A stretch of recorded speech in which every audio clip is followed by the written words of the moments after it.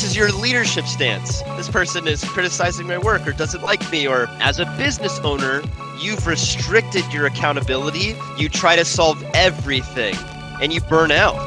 That is so common in parkour businesses.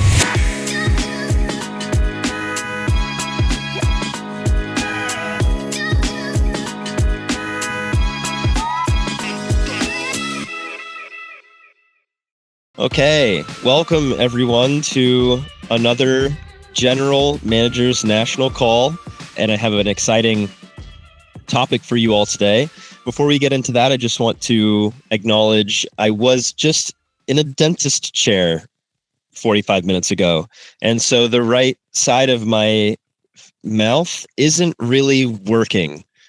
My lips and my tongue and my cheek, I can't really feel them, so I may sound different. I may slur some of my words. That's what's happening. I also may drool occasionally on this call. And so if you're here in person, that'll be a cool thing for you. A nice bonus to being on this call. Okay. So with that being said, today's topic is really interesting. It's something that I find is very, very important. It's not really talked about. And if it is, it's like, oh my gosh, it's the most surface level conversation. And I think that this is one of the elements that makes a truly incredible leader in any space, whether it's parkour or any organization or anywhere in history. I think that having a strong handle on the conversation we're about to have plays a very important role in your success and your effectiveness as a leader. So another thing I'll just say is that this conversation may stretch your awareness a little bit. It may challenge some of your thinking because we're not going to talk about tactics or day-to-day operations in this conversation.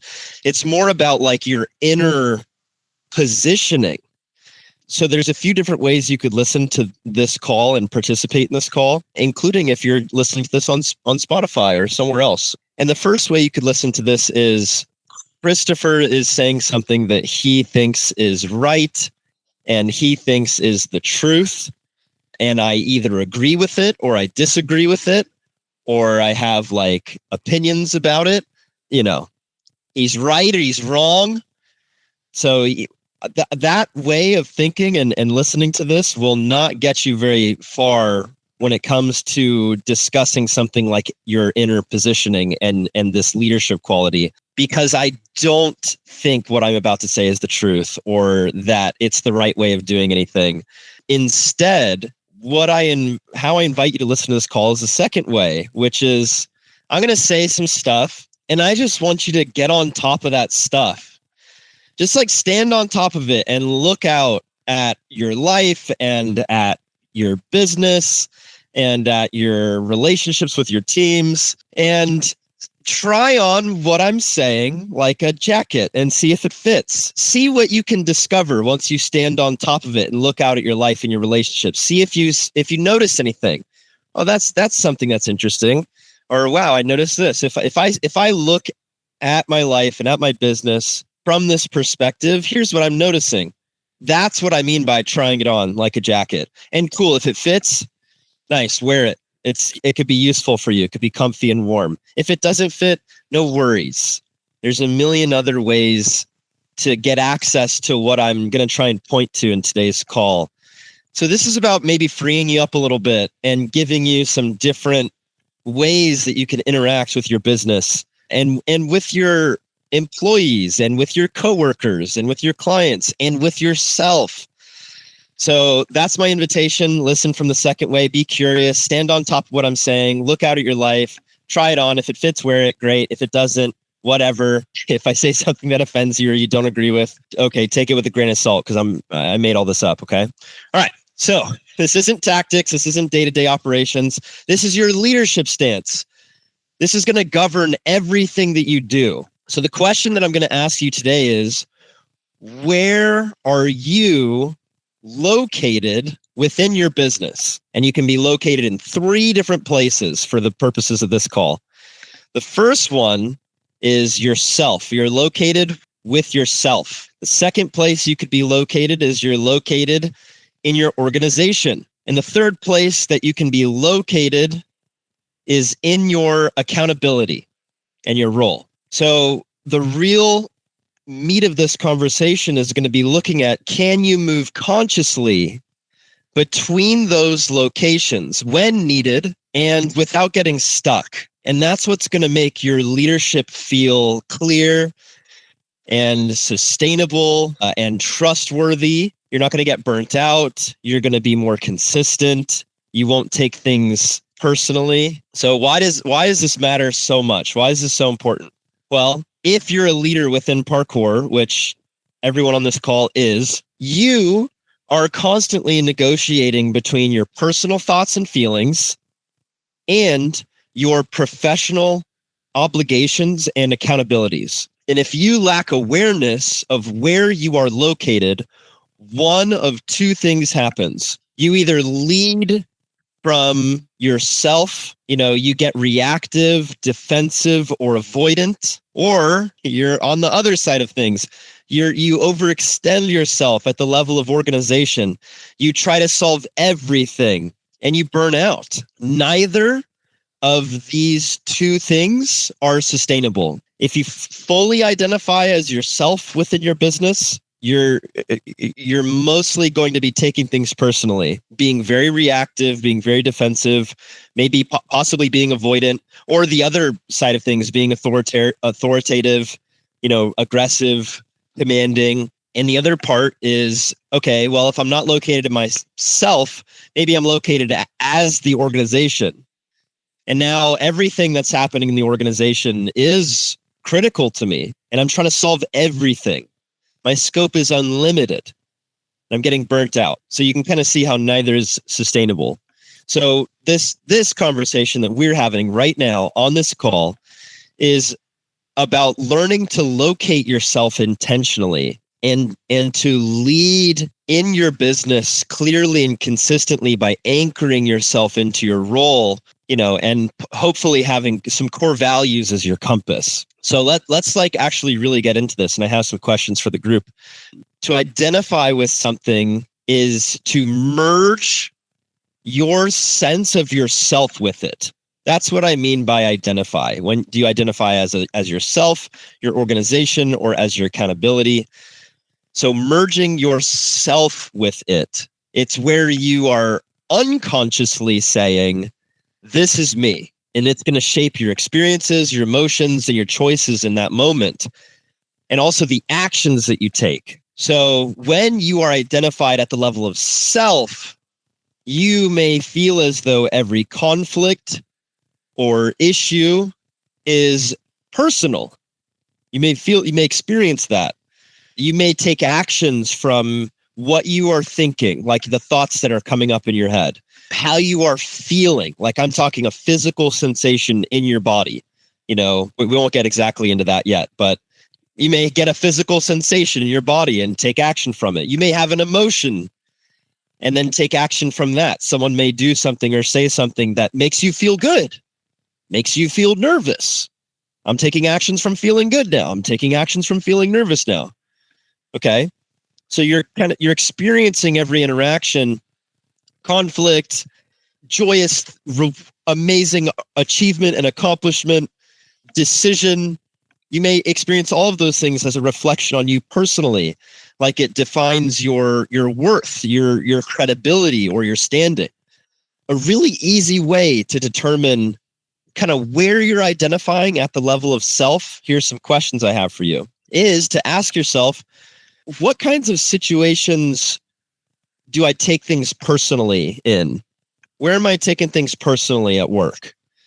When was the last time that I avoided a conversation because it felt either uncomfortable or like not really my place to say something? So I'm curious for you now, everyone here on the call, what kind of situations trigger you to take things personally?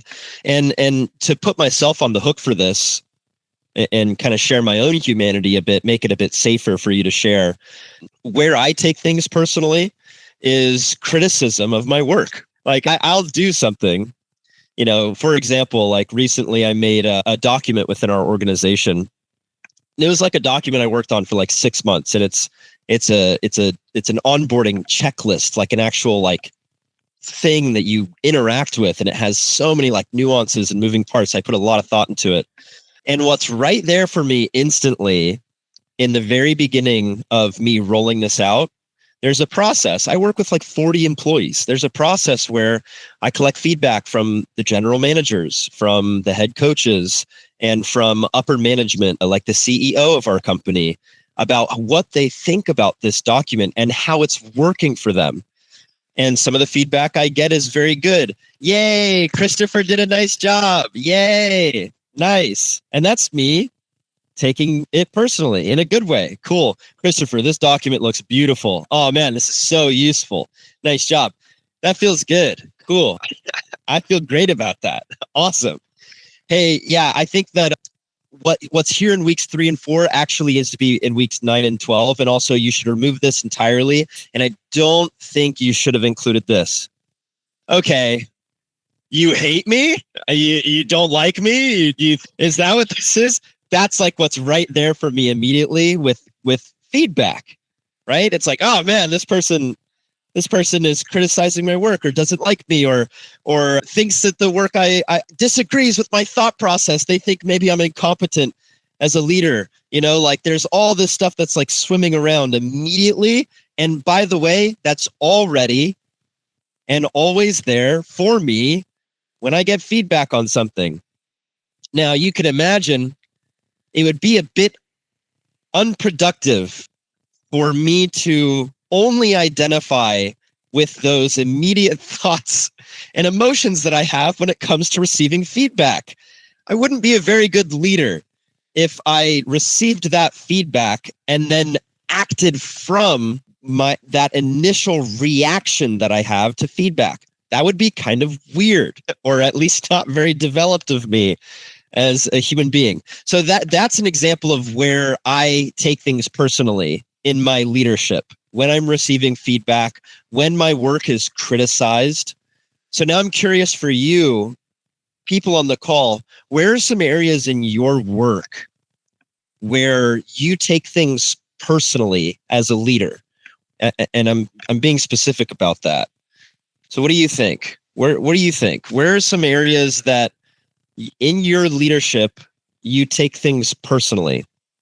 Let me give you a minute or two. I want to hear some examples. Yeah, please. I feel like anytime something for me, because like recently I've felt like I'm kind of like helping people state manage a lot, is like anytime anybody's like in a bad mood, I'm like, I'm doing something wrong as like a leader. And so that's something that I've like had to combat taking very personally, is like anytime anybody's in a bad mood at work, it's like completely my fault. Yeah. That is such a good example. Thank you for sharing that. Yeah, you take it personally as a person of leadership when someone's in a bad mood or like not feeling well. That is such a good example. Such a good example of identifying, oh, I'm located in self right now.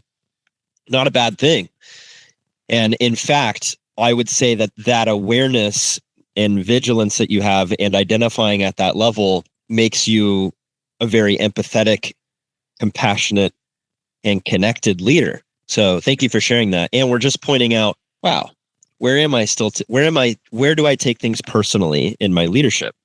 So great example, Quinn. Who else would like to share? Where do you take things personally in your leadership? Where do you take things personally? Yeah, go for it. People don't really listen. Like, yeah, a nice example is if you train parkour, it's really clear only you know how you feel. And then you know, okay, I need to work on this, but how do I work on this? And people think they know better what you feel than you do. And yeah, so of course you also have by business and so on. Yeah, very good. Thank you so much for sharing that, Guido. Yeah, when people don't listen to you or give you the impression that they over there where they are, they think they know better than you. And that's, yeah, that would be an area of taking something personally. Good job. Really fantastic. Excellent sharing. Christian, you got something to add here? Sure. Yeah, you've laid out your expectations and people are continually not meeting them. They feel like they're taking advantage of you. Yeah, very good. Yeah, I've explained this very clearly. We even have a policy on this. I've been over this with you 3 times. At this point, it feels like it's personal, right? Yeah, great, Christian. That's a fantastic example. Okay, so those are some ways you can just identify like, oh, there I am. I'm located at self right now. And the reason why I'm using this particular lens of what are you taking personally is because oftentimes that's the area you're experiencing the biggest level of being disempowered. You're experiencing the biggest loss of freedom. You're experiencing the biggest loss of self-expression. You feel restricted, like you can't share yourself with this person, or you can't express yourself in the way that you're thwarted in some intention that you have as a leader, or you have a big loss of power. You're not able to impact the situation. You're not able to do something about it. Usually, if it's an issue with where you're located at self, it's probably because there's something there you're taking personally. And so that's why I use this as an example. And you all, thank you, everyone that shared. You all did a great job of pointing out where that happens and how that happens for you. And by the way, everybody takes things personally, unconsciously or consciously. And the more aware you are of that, the more access you're going to have towards the shift we're trying to apply here. All right, so that's self. Nice job. Thank you, everyone who shared. Let's talk about organization. When you're identified at the level of organization, you really carry the organization's burdens. I'm saying that specifically as your own. You're interpreting the problems, the decisions, the achievements, the decisions that are being made. They are all your responsibility to solve on behalf of the whole of the organization.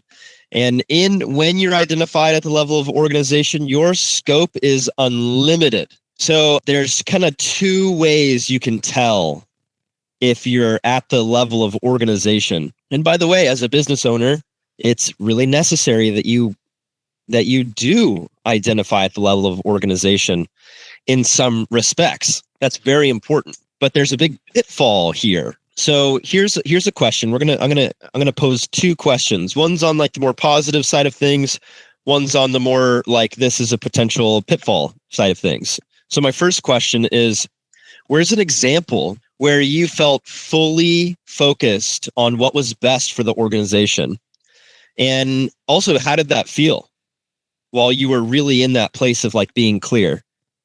It could have been like a strategic move that you were making within the company. It could have been like you really honed in on a problem that the organization was facing, and you leaned in and you like fixed the whole thing, and you watched it like just unfold into this like beautiful thing because of the action that you took. So that's my first question. Where's an example where you felt fully focused on what was best for the organization? And also, how did that feel? I'll give you a moment to share. I'll give you an example as well. Here's a good one. Acquiring talent is a big conversation, and it's difficult within parkour, as many of you business owners on this call know and are actively in the process of doing. And in order to acquire someone that I was really excited about in our organization, someone I was really stoked about having join us, we couldn't afford them. We just straight up couldn't afford them. And I was so clear and convinced that this person was what we needed when we needed them, that I slashed my own earnings by about $30,000 annually to afford this person. And it felt great to acquire that person and to do that. And in that moment, I would say I was like really located at the level of organization, because I'm cutting my own finances, baby, not by an insignificant amount, by a significant amount. for me at least, and it felt really good. And I was clear about that was the best decision that I could make at the level of organization. That person's been with the company for close to 6 or 7 months now. And I've been doing nothing but reaping the fruits of that awesome decision that I made. So I would say that's an example of when I felt fully focused on what was best for the organization. Wasn't necessarily best for me as an individual. Christopher might have been like, hold on a second. But the COO was like, well, this is absolutely what's best for the organization. So does anyone else have an example of when you took an action that you were fully focused on for the benefit of your organization? You were clear it was what was best for your organization. And what did that feel like? Yeah, go for it. For me, just when I've noticed that like certain systems that I would use aren't in place, and I'm like, okay, I think this needs to be put in place here. And I'm like worried about like people like thinking that it's going to be too much and they're going to hate it. And then like when it actually goes into place, they're like, oh, thank God that this system now exists. Like we now actually have like something that we can actually like look at in order to like refer to this. So that's always been a really nice feeling. Yeah, absolutely. I can totally get that. And you pointed to like a bit of, I don't want to say like anxiety, but like there's this sense of like, oh man, there's this missing thing. Can you tell me a little bit more about that, or an example of a system that you saw missing? Yeah, there have been a few different gyms where I've like started working at where I'm like, okay, like what's like our curriculum, for instance? And they're like, oh, we don't really have one. The coach just kind of does whatever they want to, which is like useful if you have a really, really high level coach who knows how to create their own curriculum. But when you don't have that, it is just going to create somebody who's teaching how to do a basic precision over and over again and how to do a step ball over and over again, and isn't going to talk about how to apply it or like themes about it. And so there's also this anxiety when you are creating a curriculum for a new like establishment that like people are going to think it's like too much work to have to learn it. But then you realize that everyone actually wants to like teach parkour as best as they can and really wants to like utilize that curriculum to like make themselves a better coach. Yeah, no, that's great. And I can hear like the clear payoff that you have of creating a system like that. And you're like, wow, look at everyone's using this thing and has more like clarity and focus within their role, which is a natural outcome of you stepping up, identifying that something needed to be handled at the level of the whole organization, and then doing that. Now, I don't want to step over. Let's just say, let's look at this from a couple of different lenses, if you don't mind, Quinn, because this is a really great example. Let's say you're just a coach. Okay, you're not in a leadership position. You're a coach that notices that curriculum is missing, and you decide to take that on and create that open-ended. What's that like from that accountability, identifying at the whole level of organization as a coach, and then taking on a project like that? What's that like for you? Because I know you've been in a position like that before. It's a bit overwhelming and frustrating when you're not in that position of authority, because I've noticed in my personal experience that when you do that, then the person of authority will a lot of times like change it and alter it in a way that doesn't make much sense anymore. When you then did like all this work and research on it. And so they like put themselves in an editorial role of like just complete nullification. Yeah, very good. And so at the level, when you're identifying at the level of organization, your scope is completely unlimited. And what I mean by that is you now see that the actions that are required to actually succeed go beyond your role and your accountability most of the time. And that is extremely frustrating, especially if you work with someone that is like going in and making a lot of changes on this thing that you're trying to fix within the organization. And there's also like doing work that you're not getting compensated for. And there's like a whole kind of world inside of where am I located and is it appropriate for me to be located there? Now, in that particular situation, Quinn, I would say it's kind of inappropriate for someone with your scope in that position to be charged with a task that has you have to identify at the level of organization to solve. Now, let's go to the other side of things, and then Guido, I'll jump to you. What is it like when you are, because now you have this experience too, being a manager and someone whose work is trusted, and you can operate within an unlimited scope. Now you're identifying at the level of organization. You see that this curriculum has to be impacted. No one's going to come in and poo-poo your work. What's that like for you? A bit like scarier in some ways, because now I know that I have to directly seek out feedback and like anything that might potentially be not quite right in there. Whereas before, like I'll have somebody being like, I'm changing this, and this, and this. And I'd be like, oh, I actually agree with one of those things.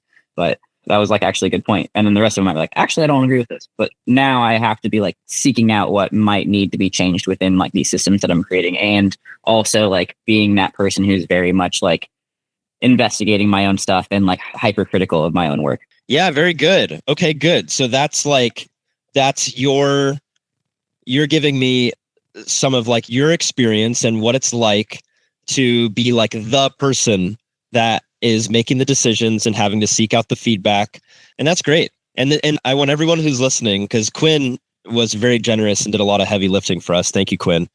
Quinn's kind of pointing out that your internal state may not be that great regardless of where you're at in your organization. That doesn't mean that you can't act with clarity and that you can't step into different identification levels and lead from that place.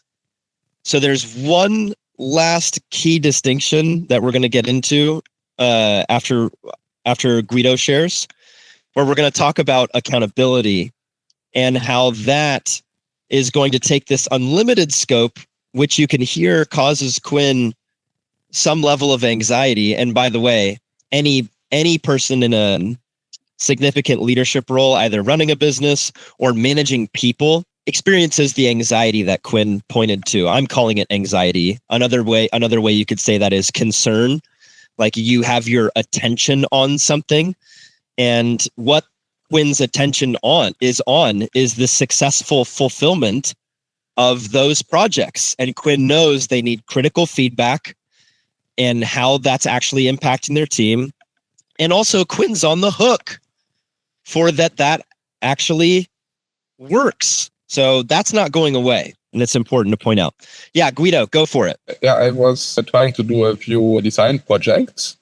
I was really excited about improving the surrounding. But yeah, so I was really invested in it. But it was a question if they actually really wanted to improve it. So I spent way too much time on it. Okay. And in there, were you identified at the level of self or organization for this 3D design project? I was hoping that it was leading to something for the organization. And yeah, I was invested as myself. So I was just really excited about improving the situation. Okay, very good. So you're answering the question of when you felt fully focused on what was best for the organization. Yeah, and for the district. Okay, cool. It was designed to a project for the municipality. Totally got that. And was there an element, I'm curious, was there an element of like resources that you were personally investing in that, or an element of like you were really stepping outside of yourself to provide this service for the district? A lot of time. And time, of course, also equals finance. Okay, so you invested time and personal finances into this. And yeah, did this... I don't know how many hours, days, weeks into it. Okay, perfect. Yes, this is a really good example of acting from the level of organization. And you can tell because there's a lot of personal investment, finances, time, thought. Now, did this project successfully launch? Did you complete it? No. Okay, and what was that like? Very disappointing. And yeah, I did learn from it that I will do it different in the future. Try to not get that invested myself. Okay. And just bring on the idea and see that they might do it. Yeah, I mean, you had to find a place for you to do it. You had to make an estimate of the costs. You had to get signatures and so on and so on. And once you had all that done, then maybe you would get the design job. Right. So yeah, that's an important distinction to make. I mean, you're sharing maybe there was too much collapse of like self-investment And also pointing to, at the beginning of the call, I said if you stay located at the level of organization, it can lead to burnout. That's kind of, I can hear some of those side effects in your sharing. Like there's a lot of finances that were invested, there's a lot of time, and now there's the disappointment that you experience from having invested both of those resources as heavily as you did, and then not having the project come out the way that you wanted it to or completed. And there's like a big level of like disappointment and defeat in terms of an experience. And I'd say that is exactly inside of the conversation we're having of self and organization being interlinked the way that I'm talking about. Anything else you want to say about that, Guido? If you have any more questions about it? Nope, not for now. But that was a great example of both self-investment and organizational investment, and being located in both, and kind of how you're acting at the level of organization, how you're acting at the level of self, and what the consequences of being located there as a leader gave to you, both good and bad. You learned from it. You experienced disappointment from it. You experienced loss of resource investment from it. And so that's not good or bad. We're just looking at it objectively. You get what I mean? Yep. I have links about the 2 cases so they might be of interest, maybe. I could share them later. Yeah, absolutely. If you want to pop them in the chat, then definitely we can look into that. And thank you for sharing. All right. So what's next is the last distinction here, and then we're going to kind of pull them apart and make this even clearer for the takeaways, okay? So we've identified self, we've identified organization. Now let's look at the level of role and accountability. Role and accountability is when you're recognizing that you're temporarily holding an accountability, and you can act clearly from that accountability.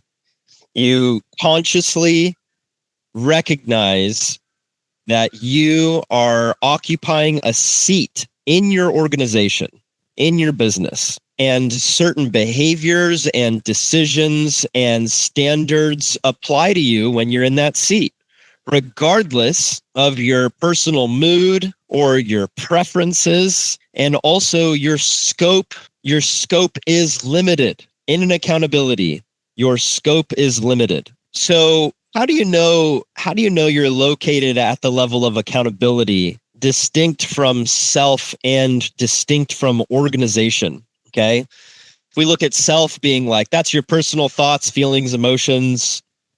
So what's going on with you internally? It's how you feel. It's your identity. And then we look at organization, like that is the organization's burdens are your own, and your scope is completely unlimited when you're operating at this level. And then we look at accountability and says, okay, I'm temporarily and consciously occupying a seat, a role within the organization.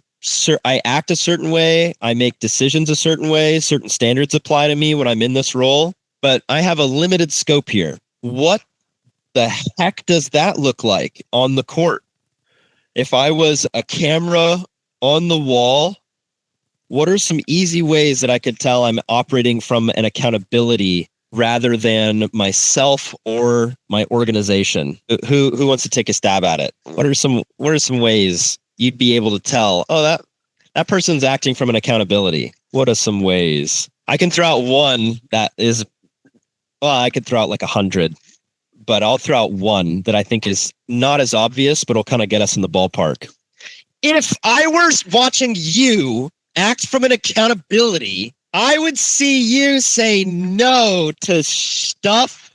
I was going to say a bad word, but I didn't see how I caught it. To stuff that isn't in your job description or isn't like in your scope. That's one way I would know you're acting from an accountability. Oh, actually, I don't handle that. You should probably talk to HR. Why are you talking to me about this? Why are you asking me to do this? This is X's job. This is Y's job. I'm not going to do that. So that's one way of knowing that I'm acting as an accountability, because I'm speaking from a limited scope. What are some other ways? I want you to think about this. This is so important. This could change your whole life right here.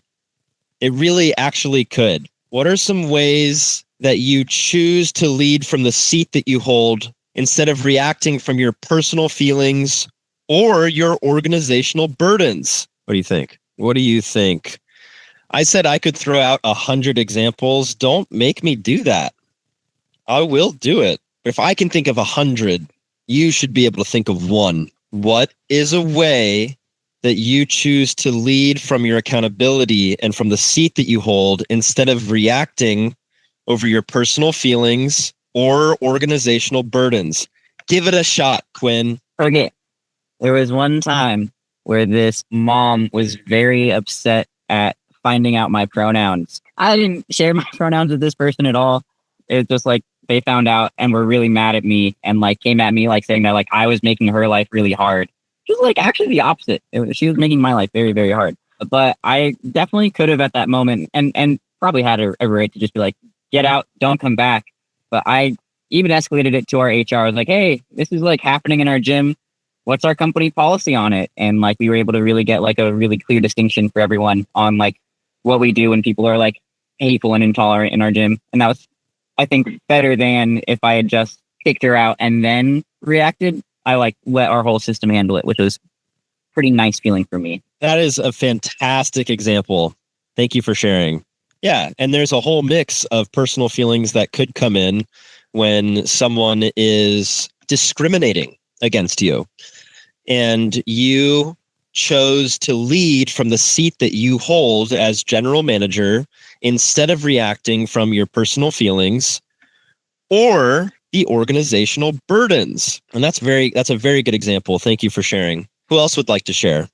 What might it look like if you lead from your accountability rather than your personal feelings or your organizational burdens?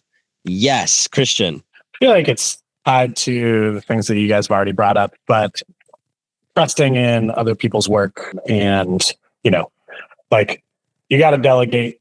You're in a specific role. You can't do it all yourself. You know that the quality will likely change and you just have to accept that and work with that person on getting to be the best version that they can be, especially if you're starting out, if you're a gym owner, you're probably good at a lot of the roles, and the people you're bringing up, it's a learning curve. You are a brilliant leader if you put even an ounce of effort into embodying what you just said, because you're speaking from the level of business owner right now as a role, which is distinct from identifying at the level of organization.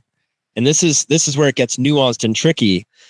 As the business owner, you can hear that I can hear the core values that you have about how you relate to your employees and how you want them to be treated.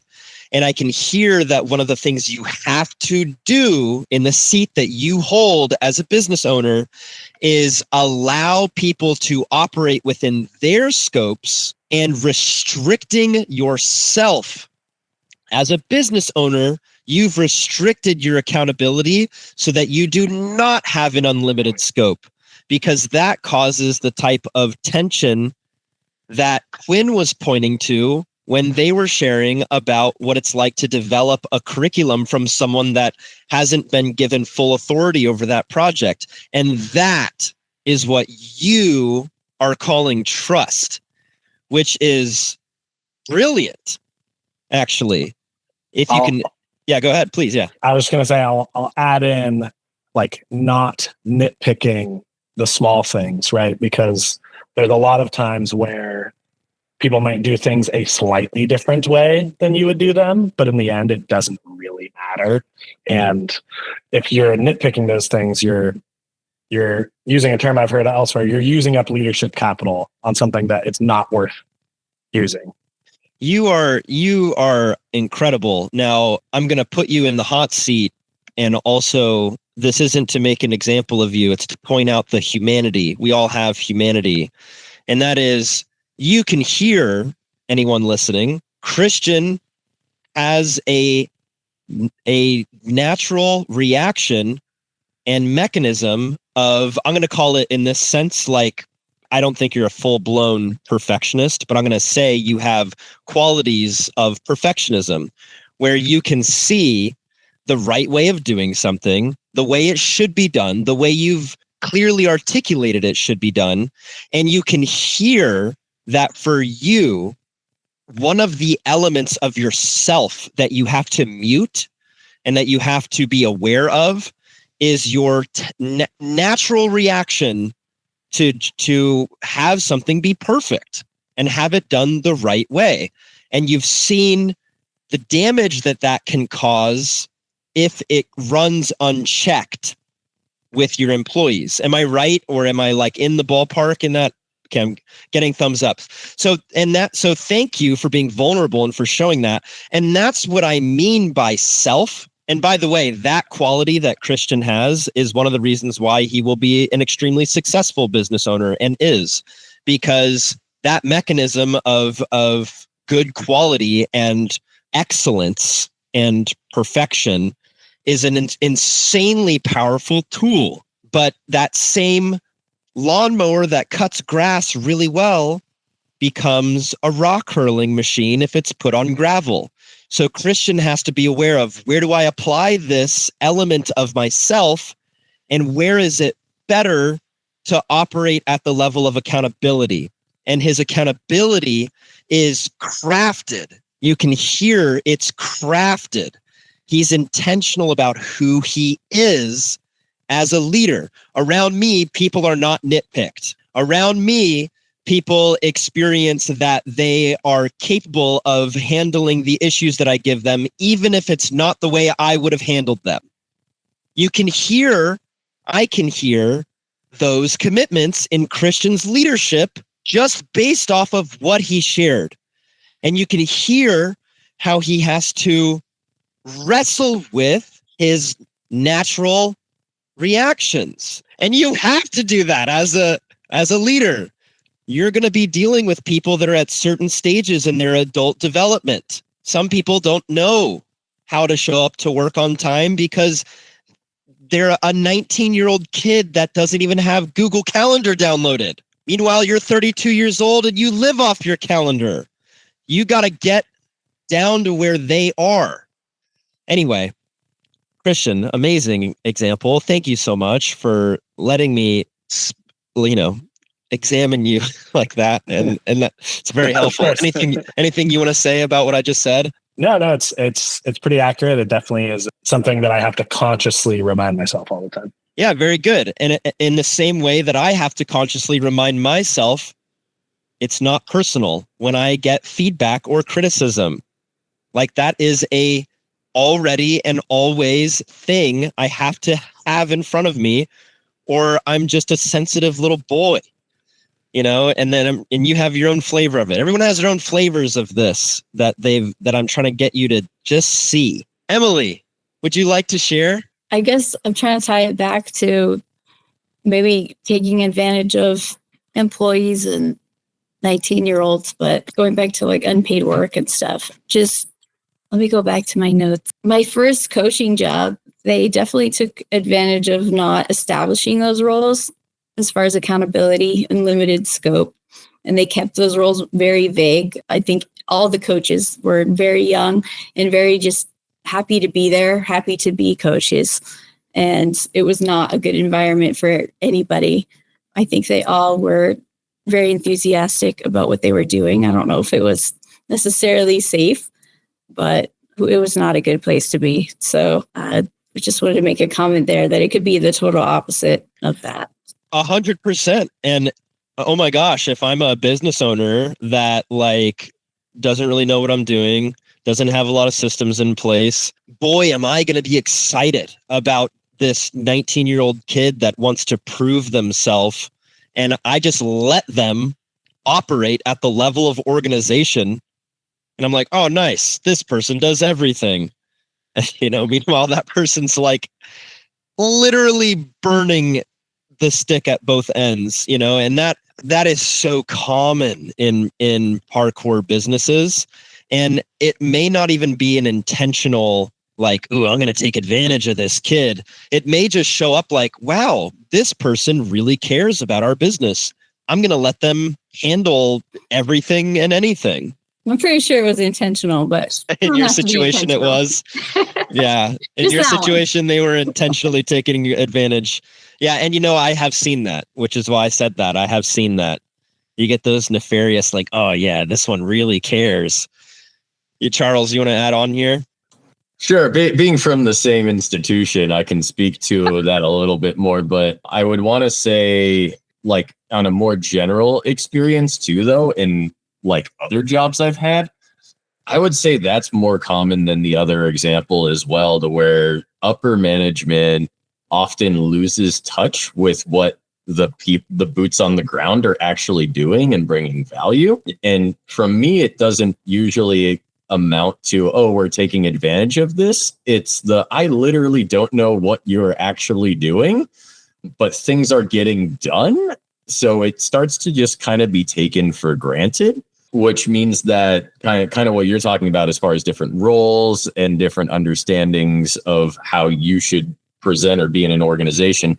I think a lot of times in those cases, people forget what that role, like what they hired for that role. Like they need to go back to the job description of what they hired for and be like, what is it exactly are they doing?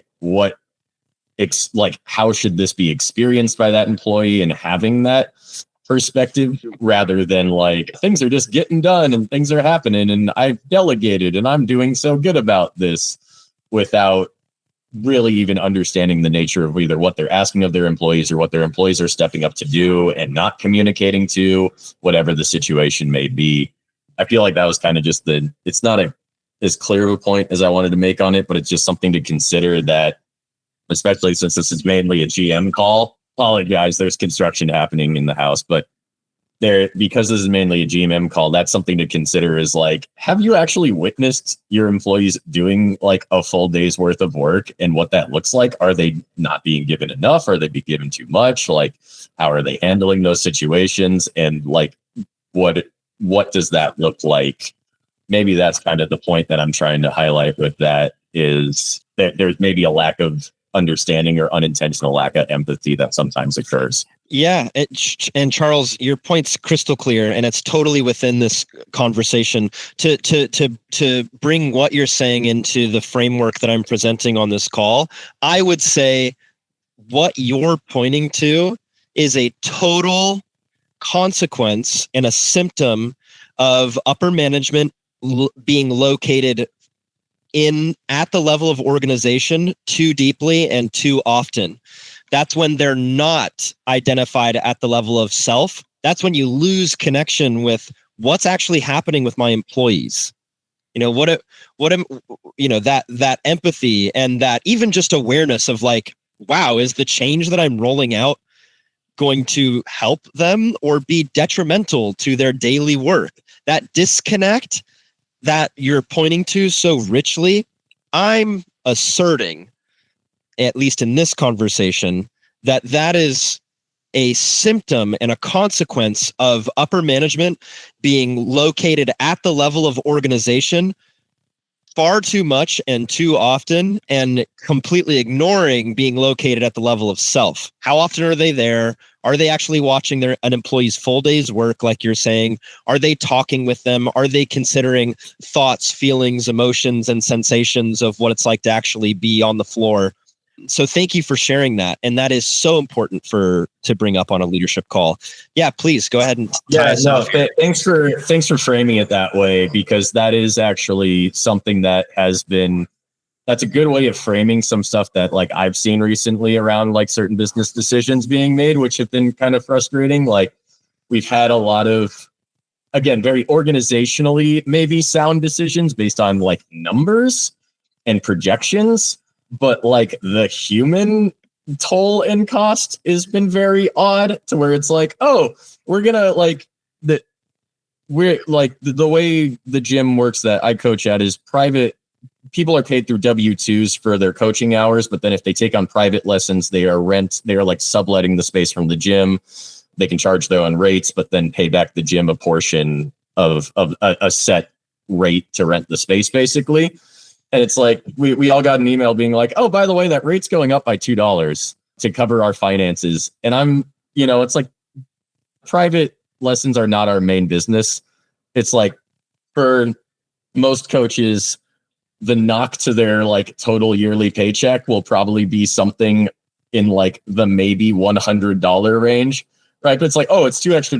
Cool. I run like a couple of privates per week. That means that I'm like out like $10. The gym has $10 extra for an organizational level for like a couple dozen coaches. It's like, that's maybe a few extra $100 a year. Like for a few extra $100 a year, do you want to feel like your coach, do you want your coaches to feel like they're being nickeled and dimed to provide a service for the gym? Right. Yeah. Like that's where it's just like, okay, if this somehow mathed out financially, at what personal morale cost did you just make that decision? And that's the question. It's like there's a hidden cost to operating at the level of organization where you're looking at what's best for the organization, regardless of feelings, thoughts, emotions, and that can be useful. Totally. But also you're pointing to like, hey, if you you're it's like, this is the check. As a leadership, you should be checking this. You should be checking yourself on this, because that cost that Charles is pointing to is massive. And I would guarantee, and Charles, correct me if you disagree with me here, please, but I personally would guarantee that those nickels and dimes that we're pinching from the coaches actually costs the business so much more in potential revenue in a million unseen ways just because of the morale cost. It actually ends up costing the business even financially more. That coach may not go out of their way to extend a personal invitation that they would have because they're getting nickeled and dimed. And if that doesn't scare a business owner, it should, even if you're Scrooge McDuck, who is just penny pinching and nickel hoarding. If at the very least you care about the financial impact that being shitty to your employees has, that's what you get out of this call. Good. That's what you should get. Thank you, Charles. I got some thumbs up from Charles, so that's great. Okay. We're going to dive into just the last bit here because I want to pull the scope thing apart a little bit more. And I'm always committed that you're left with like, man, this was actually helpful for me and made a difference in my life and in my business. And so that's what this is about. So I appreciate you staying with me. If at any time you have any questions or comments, please jump in. Emily and Charles, that was massively helpful and a super contribution to the conversation at large for the community. So thank you. All right. So why the heck are we talking about this at all? Well, my leadership clarity and okay, I do like to toot my own horn. Okay. I'm a horn tooter. I toot it. I love it. I love my own horn. My horn sounds great. And one of the parts of my melodicness to my leadership, one of the reasons why I think I'm a good leader, why I'm told I'm a good leader, some of the good feedback I get about my leadership is that I'm very clear as a leader. And I'm able to make decisions and act consistently as a leader. And I'm trying to share that clarity with you. I'm trying to share where that comes from for me in the best way that I can. And it comes from having this awareness that I'm talking about on this whole call. Just holding that awareness in front of you consistently is where clarity of leadership comes from. If you want to be a clear leader, and you want to be a leader that people trust, and you want to be a consistent leader, then you have to get good at recognizing where you're stuck at the self level, where you're leading reactively and inconsistently, or protecting your ego, avoiding hard conversations, doing things because they feel good, avoiding things because they feel bad, not taking actions because you're uncomfortable. If you stay stuck at the organizational level, you're going to lead with rigidity. You're going to make decisions like what Charles is talking about. You're going to make decisions like what Emily was talking about. You're going to make decisions like what Quinn is talking about. And you may be a very well-intentioned leader. You may be acting entirely from the organization's benefit and health. And like, we need to do this. But that's where you're being over responsible. That's where you're burning out. That's where you're doing things you probably shouldn't be doing. Hey, 19-year-old coach listening to this call, it's probably not your job to gentle parent your gym owner. Probably not your job. So you don't need to identify at that level. Okay? If you can step into your role. And by the way, it's useful to identify at the level of self. It's useful to identify at the level of organization. Actually, before I get into this last piece, let me just say it's useful, and you should have the ability to fluidly move between these states. I'm not asking you to discard being at the level of self. I'm not asking you to discard being at the level of organization. I'm asking you to move fluidly between these states. You better be able to identify at the level of self if you want to stay a human leader, someone that people relate to and can connect to and are like, hey, can you just get that this really fucking sucks for me? I'm still going to do it. I'm still going to do what you're asking me to do, Mr. Leader, Mr. Boss. But can you just get that this is going to suck for me? Can you acknowledge the amount of work that this is going to take? Can you compensate me for it? Can we have like a human conversation about how you just got upset? I didn't like your tone. The way that you just talked to me left me feeling small or diminished. You better be able to have conversations like that if you want to be a good leader. So it's important that you are able to identify at the level of self. You better be able to interact with the landscape of thoughts and feelings and emotions. That's important. You better be able to operate at the level of organization if you want to be a good business owner that leads from a vision, from a future you're trying to fulfill. I want 1 million people not to just do parkour, but to come to value parkour in the same way or an equally impactful way that I've come to value it. I want parkour to impact people's lives the way it's impacted mine or an equally valuable way. Well, that requires that I identify at the level of organization. I better be able to do that. If I have any freaking shot at having that impact in the world, I better be able to do that. I better be able to care at that level. So it's not bad that you can operate there. You just don't want to get stuck. I don't want to get stuck at self. I don't want to get stuck at org. I think the most sustainable and healthy place that you can occupy long-term is at a role and accountability level. I think I'm asserting it is most healthy and sustainable to consistently operate from your role, to lead from principle, to lead from clarity, and to lead from the perspective of your role. I am the COO of my business. I do not think from the role of CEO, and I do not think from the role of CFO, and I do not think from the role of coach. It's important for me to be able to take that hat off. Maybe I need to put on, as the COO, I need to put on the role of coach, so I don't impact coaches poorly, like in the way Charles is saying. Maybe that's an element of my leadership that I should really focus on. But I'm able to take that hat off and I'm able to put it on.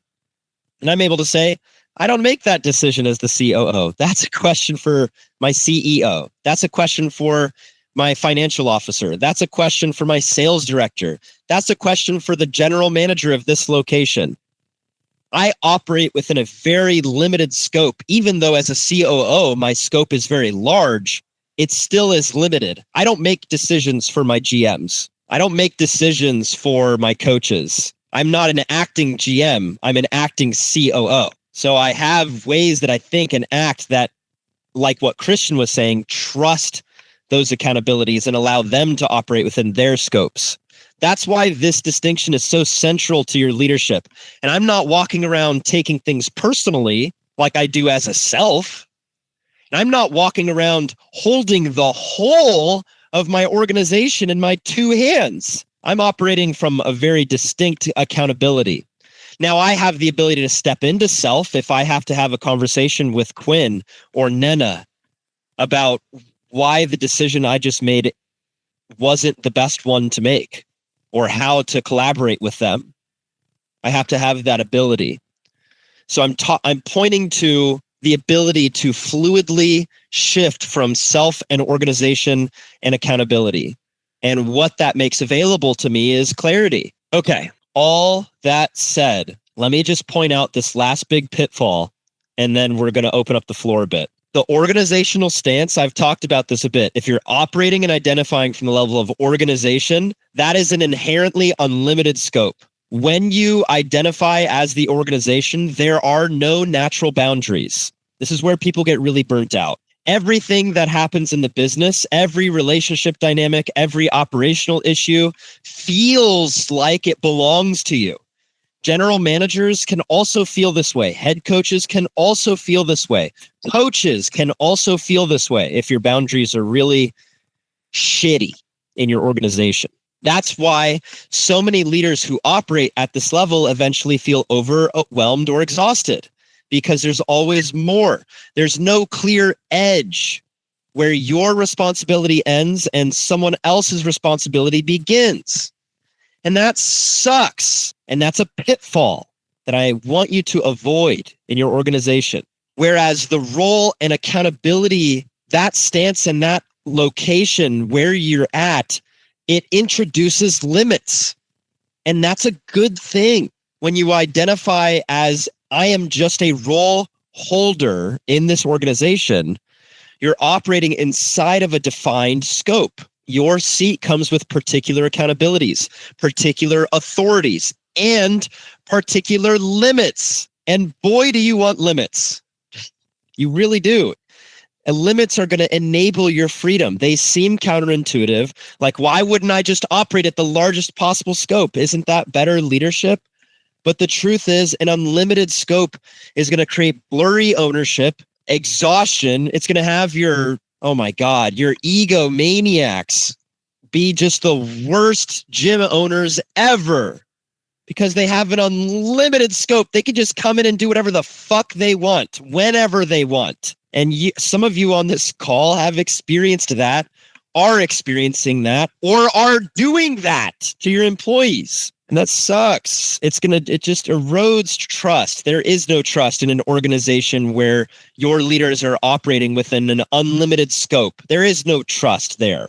That sucks. I'm not going to get political, but I could have right there. When you know precisely what your accountabilities are, you can act decisively. You know what belongs to you and what doesn't. And you avoid unnecessary stress because you're clear about what is and isn't yours to carry. I'm going to circle all the way back to that anxiety, nervousness, and concern I pointed out that came along with what Quinn shared about being the person to do stuff.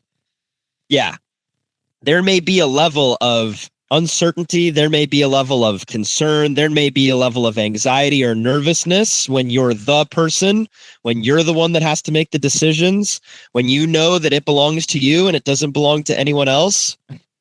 But what that also comes with is you're the one that's acting decisively. You're the one that knows what to delegate, and you're the one that is clear about what is and isn't yours to carry. That's awesome. And that's still going to come with a level of responsibility comes with a certain obligation. I said to Blake recently, Blake is on this call, and Blake runs Parkour Generations out of Boston. And I was on the Adapt Level 2 course with Blake, and I was just in the presence. I was in the presence of everything there was to do and handle to protect authentic parkour culture. And I was like kind of impacted by it, like, holy shit, this is crazy. And I looked at Blake and I said something along the lines of, man, there's a mountain of work and a heavy obligation to protecting this. And Blake looked at me and he said, yeah, it's a good thing we have strong shoulders. It's a good thing we've got strong shoulders, isn't it? And that's awesome. That's fucking awesome.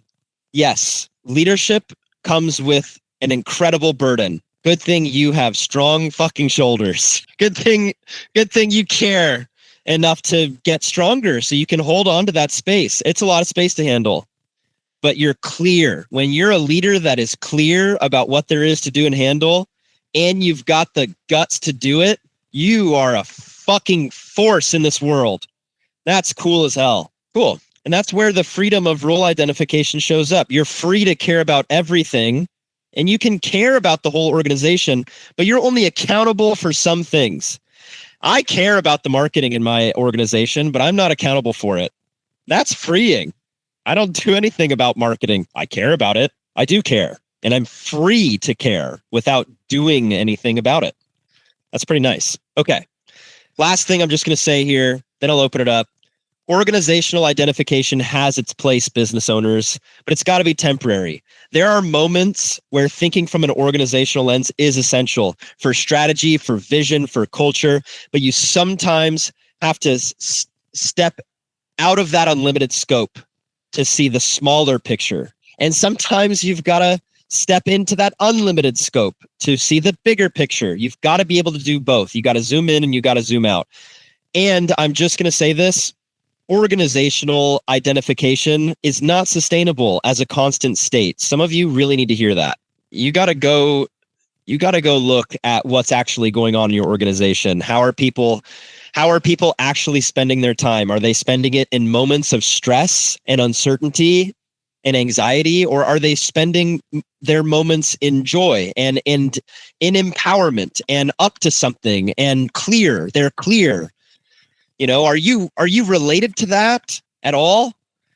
If not, that's a pitfall, and I want you to be aware of that. Okay, we talked about a lot on this call.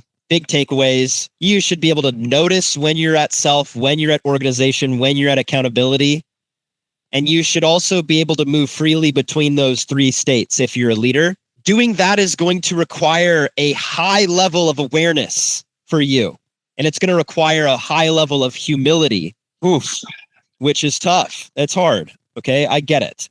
And everyone that's shared on this call was very generous, very vulnerable about their humanity and their leadership. I invite you to do some of that looking for yourself.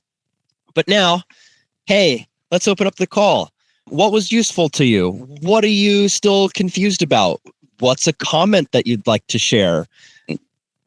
Couple of minutes. If anyone has anything that they'd like to contribute to the end of this call, or anyone listening, what you're taking away, what you're still confused about that you'd like to work through, anything like that. I'll leave it for a minute or two. Any takeaways or high-ups here?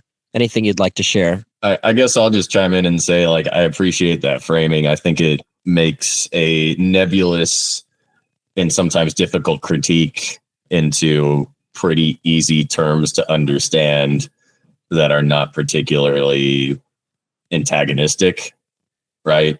It's easy to walk in and be like, hey, like this feels like a really like organizational level decision that you're making, but have you considered like the personal and role based like perspectives on this, right? That's an easier, more diplomatic approach towards having a discussion versus getting into the weeds or highlighting a particular decision that might feel like a personal attack because it's like, well, I was the one who made that decision, and now you're saying it maybe is a bad one. It's right. So the language is useful. I think that's nice to have. So much appreciated for the jargon for the month. Of course, that's awesome to hear that it's useful, and I love that you picked up the theme of taking it out of personal lens. I do a lot of work on how can we have open, honest, transparent communication about what the heck is going on in our business without people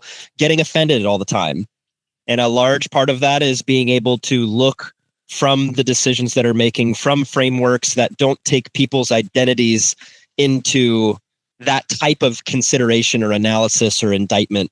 So I'm glad that made that conversation more approachable, and that you can see that as an access to inspiring the change and the conversations that you want to have in your business, which is great. And I don't want to step over that you pointed out that, this framework is also useful when you're dealing with leaders who do take things personally and have a hard time dealing with changes that they make within the organization and how that impacts their employees. And, you can hear that a lot of my distinctions are created as a person who does take things personally, has seen the impact that has on people, and operates distinctly outside of that experience or in consideration of that experience. So I'm really glad that that is useful in that way, because I'm just an asshole trying to teach other assholes how to not be assholes. Sure. I guess like kind of to add on to that, like one of the thoughts that came up for me when you were talking about kind of thinking about the role, thinking about your role specifically, then thinking on like the organizational structure level, as well as like on the self, like spending too much time in any one of those, I think leads to kind of a positive feedback loop in like a self-deceptive way, potentially, right? If you're always thinking about on the organizational level, you'll develop these blind spots that lead you to like less informed decisions, right? So like on the org level, it's like, cool, we're talking about making these purely number-based decisions that actually notably impact morale that will have a down the road quantitative effect of like, well, why did 5 coaches quit or whatever it may be as an example? It's like, well, you kind of crushed their morale, right? By making these decisions. So even though they seem financially sound, they're only financially sound with all other things being equal. And since you didn't factor the human, like you didn't factor the self perspective into your like organizational equation, you lost, you were not making an accurate or fully informed decision. And then on the flip side, on like the coach's end of things, I think that, you know, for many of you being business owners, this might be something that you'll run into is coaches will often operate just at the level of self or maybe at the level of role. And they won't necessarily think about how their decisions could be affecting at the organizational level, right? They might be sitting there going like, oh, actually, I think this, like, I like doing this way better, so I'm just going to kind of do that way. And then you have to be like, hey, maybe don't do it that way. And then it turns into a personal attack rather than being like, have you considered that on an organizational level, we kind of want to have set standards and expectations. So when a customer comes in on a different day, they still get a similar experience at like a similar service or a similar product, right? Rather than having vastly varying quality to where it's like, okay, we've got all these coaches kind of choosing to do their own things regardless of outlined curriculum or steps because they are leaning on their personal proclivities. And then you end up with clients being like, yeah, I only come in on Mondays because so-and-so's classes are far too remedial and it's kind of insulting to me, but they think I need the foundations, right? So then they just stop going. And then it's like, cool, this person who would be paying for a higher tier membership is now no longer doing that because your coaches are kind of operating at the level of self rather than as either their role as a coach or thinking about the organization as a whole. So like, I think it's a good framework to, again, just go back to like bringing up maybe more challenging conversations without needing to go right into a specific example. Oh my gosh, Charles. I'm honestly moved. I'm like so in your sharing. I just am really clear that you fully got why I even wanted to have this conversation in the first place and what it makes available for a leader, pointing out those blind spots and making decisions that impact people in ways that nobody really wants, I don't think. And also, you know, flipping it around to the other lens and pointing to like, wow, how great would it be if our whole culture was comprised of every employee having the ability to locate themselves at the level of organization. That would be pretty distinct and cool, wouldn't it? Well, that's the type of business that I'm fighting for on these calls. And I just really inspired by your sharing, Charles, that you can see that. There's like a whole world in what you created. So I really appreciate that. Thank you for seeing the value and for just taking the time to share that with me. It's so awesome. I would love if this, which is why I'm having this call, I would love if this didn't exist as a conversation, but was more of a framework that could inspire people to have tougher conversations and create the changes they're looking to create within their businesses. So thank you. I feel one step closer to that. Knowing you're out there and you get this in this way. That's awesome. All right. Anyone else? I'll give you a moment. Seeing some hearts. Glad you were here. Well, everyone, thank you for taking the time to be with me. You could have been anywhere in the world on a Friday at 12:30, but instead you were here listening to me for 90 minutes. And that is crazy. Thank you so much. You know, every one of these calls, I think, is another step forward towards having a really fantastic culture. And I view these calls as empowering the already fantastic cultures that exist out there that everyone here impacts. So thank you. Thanks for being here, Guido. Appreciate you being here at that late. I appreciate that. Yeah, thank you everyone that shared. As always, that does a lot for the people who are listening on the call. And also it's not just my perspective. I don't want it to just be my perspective. I am only one perspective in a world of limitless perspectives, and I am not the right perspective. I'm just a guy that cares a lot about this kind of stuff. And so I appreciate everybody that shared. It gives other people other perspectives. So thank you. All right, that's it. See you later, alligators. If you need anything, reach out to me. If you're listening to this call and you would like some deeper insight into your business, book a call with me or Jimmy at motionmentors.org. See ya. You're welcome. Bye. See you later, alligators. Bye.